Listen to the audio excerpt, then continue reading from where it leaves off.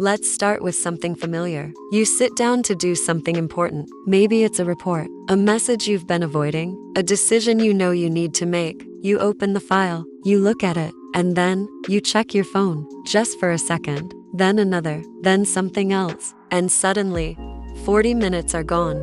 You feel a small wave of guilt, but also a strange sense of relief. You tell yourself, I'll do it later. This is procrastination, but not in the way most people describe it. Procrastination is not simply delaying tasks. It is the act of postponing something meaningful despite knowing it may create negative consequences. It is not a character flaw. It is a regulatory process. Your brain is not trying to sabotage you. It is trying to protect you. From what? From perceived discomfort. Here is where neuroscience helps explain this. When you face a task that carries uncertainty, pressure, or evaluation, your brain can interpret it as a threat. Not a physical threat, but an emotional one. And the amygdala, a structure involved in threat detection, becomes active. It does not distinguish well between a real danger and a psychologically uncomfortable situation. So it triggers a response similar to fight or flight. But here's the problem.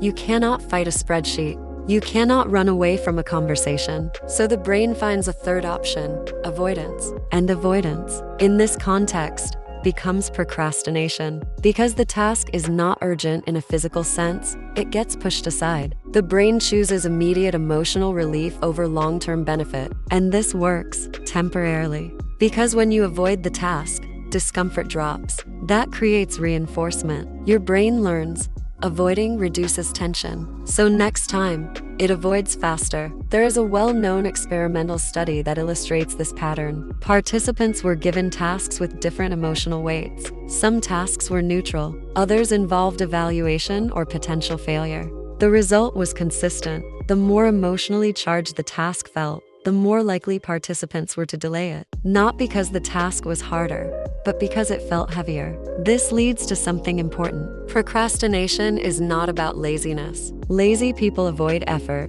but many people who procrastinate are mentally active, even exhausted.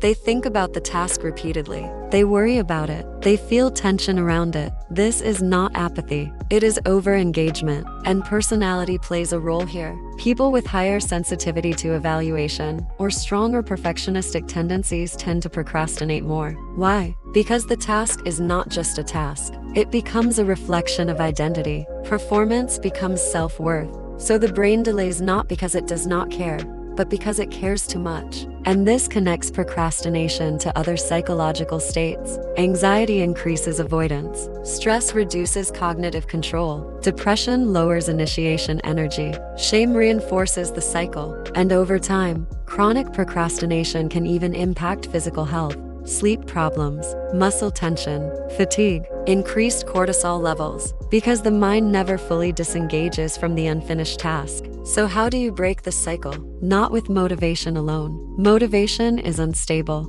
You need structure. First, discipline and time. Organization, not rigid control, but defined windows. Clear start times, clear boundaries, because ambiguity increases avoidance.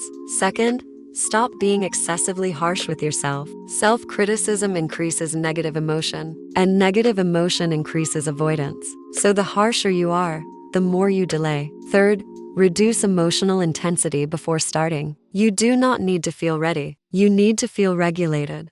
That can mean breathing, stepping away briefly, or reframing the task. Fourth, break the task into smaller, concrete units. Not finish the project, but open the file. Write one paragraph.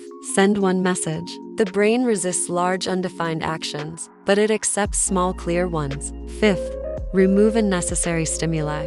Notifications, open tabs, background noise. Every distraction offers an escape, and your brain will take it when discomfort appears. And there is something critical to understand. You do not eliminate procrastination by forcing yourself harder. You reduce it by lowering the emotional barrier to starting. Because once you begin, something changes. The task becomes real, and often less threatening than anticipated. What is the one thing you have been postponing? Not because it is unimportant, but because it matters too much. What would happen if you started it? Before you feel ready? For the next video, why we always think things go worse. Check it out.